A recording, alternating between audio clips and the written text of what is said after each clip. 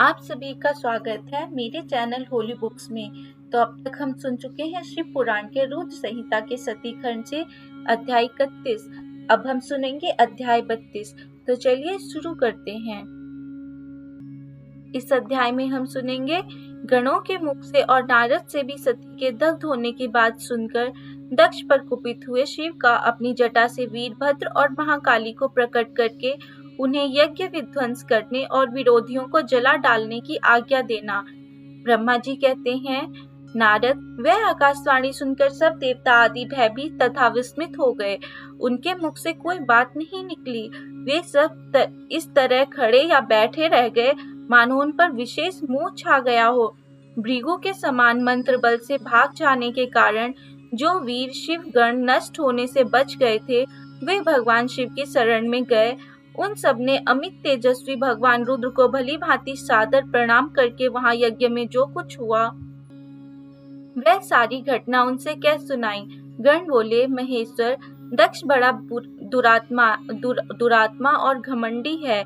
उसने वहां जाने पर सती देवी का अपमान किया और देवताओं ने भी उनका आदर नहीं किया। अत्यंत गर्व से भरे हुए उस दुष्ट दक्ष ने आपके लिए यज्ञ में भाग नहीं दिया, दूसरे देवताओं के लिए दिया और आपके विषय में उच्च स्वर से दुर्वचन कहे। प्रभु, यज्ञ में आपका भाग न देखकर सती देवी कुपित हो उठी और पिता की बारंबार निंदा करके उन्होंने तत्काल अपने शरीर को योगाग्नि द्वारा जलाकर भस्म कर दिया। यह देख 10,000 से अधिक पार्षद लज्जावश शास्त्रों द्वारा अपने ही अंगों को काट काट कर वहां मर गए। शेष हम लोग दक्ष पर कुपित हो उठे और सबको भय पहुंचाते हुए वेग पूर्वक उस यज्ञ का विध्वंस करने को उद्यत हो गए, परंतु विरोधी भृगु ने अपने प्रभाव से हमें तिरस्कृत कर दिया। हम उनके मंत्र बल का सामना न कर सके। प्रभु विश्वम्भर, वे ही हम लोग आज आपकी शरण में आए हैं। दयालु, वहां प्राप्त हुए भय से आप हमें बचाइए, निर्भय कीजिए। महाप्रभु, उस यज्ञ में दक्ष आदि सभी दुष्टों ने घमंड में आकर आपका विशेष रूप से अपमान किया है।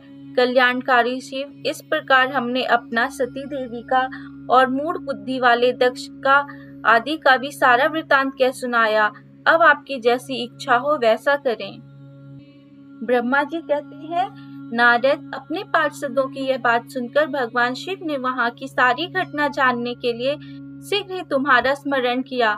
देवऋषि, तुम दिव्य दृष्टि से संपन्न हो, अतः भगवान के स्मरण करने पर तुम तुरंत वहां आ पहुंचे और शंकर जी को भक्ति पूर्वक प्रणाम करके खड़े हो गए। स्वामी शिव ने तुम्हारी प्रशंसा करके तुमसे दक्ष यज्ञ में गई हुई सती का समाचार तथा दूसरी घटनाओं को पूछा। तात, शंभु के पूछने पर शिव मन में लगाए रखने वाले तुमने शीघ्र ही वह सारा वृत्तांत कह सुनाया जो दक्ष यज्ञ में घटित हुआ था। मुने, तुम्हारे मुख से निकली हुई बात सुनकर उस समय महान रौद्र पराक्रम से संपन्न सर्वेश्वर रुद्र ने तुरंत ही बड़ा भारी क्रोध प्रकट किया। लोक संहारकारी रुद्र ने अपने सिर से एक जटा उखाड़ी और उसे रोष पूर्वक उस पर्वत के ऊपर दे मारा। मुने, भगवान शंकर के पटकने से उस जटा के 2 टुकड़े हो गए और महाप्रलय के समान भयंकर शब्द प्रकट हुआ। देवऋषि, उस जटा के पूर्व भाग से महाभयंकर महाबली वीरभद्र प्रकट हुए, जो समस्त शिवगणों के अगुआ हैं। वे भूमंडल को सब ओर से व्याप्त करके उससे भी 10 अंगुल अधिक होकर खड़े हुए। वे देखने में प्रलय अग्नि के समान जान पड़ते थे।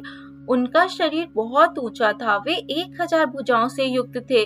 उन सर्व समर्थ महारुद्र के क्रोध पूर्वक प्रकट हुए निश्वास से 100 प्रकार के ज्वर और 13 प्रकार के सन्निपात रोग पैदा हो गए। तात, उस जटा के दूसरे भाग से महाकाली उत्पन्न हुई, जो बड़ी भयंकर दिखाई देती थी। वे करोड़ों भूतों से घिरी हुई थी। जो ज्वर पैदा हुए वे सबके सब शरीरधारी, क्रूर और समस्त लोगों के लिए भयंकर थे। वे अपने तेज से प्रज्वलित हो सब और दाह उत्पन्न करते हुए प्रतीत हो रहे थे। वीरभद्र बातचीत करने में बड़े कुशल थे। उन्होंने दोनों हाथ जोड़कर परमेश्वर शिव को प्रणाम करके कहा। वीरभद्र बोले, महारुद्र, सोम, सूर्य और अग्नि को तीनों नेत्रों के रूप में धारण करने वाले प्रभु, शीघ्र आज्ञा दीजिए।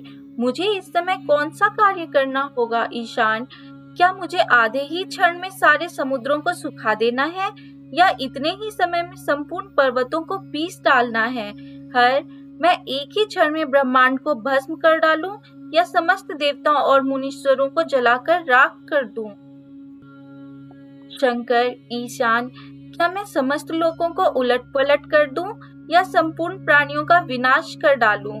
महेश्वर, आपकी कृपा से कहीं कोई भी ऐसा कार्य नहीं है जिसे मैं न कर सकूं।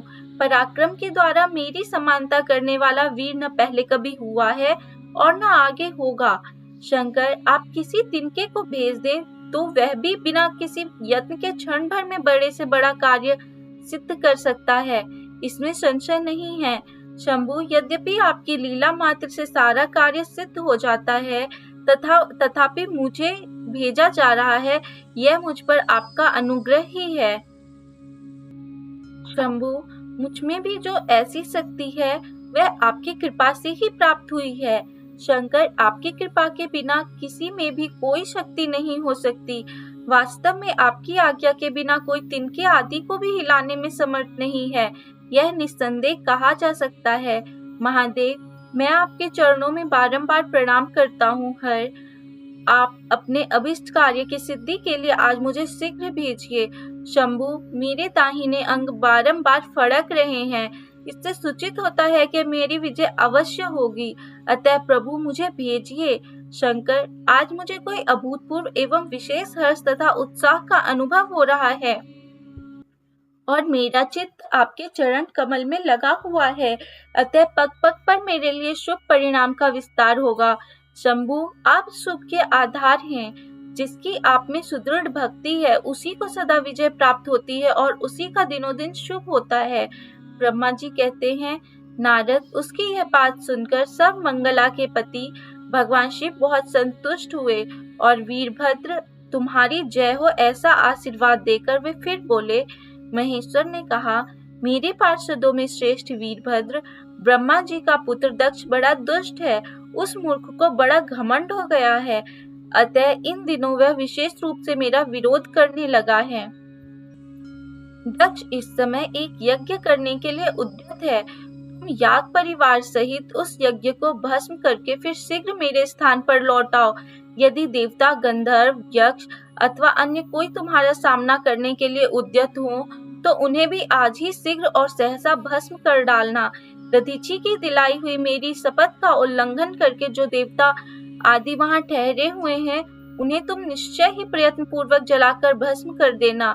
जो मेरी शपथ का उल्लंघन करके गर्व युक्त हो वहां ठहरे हुए हैं, वे सब के सब मेरे द्रोही हैं, अतः उन्हें अग्निमयी माया से जला डालो।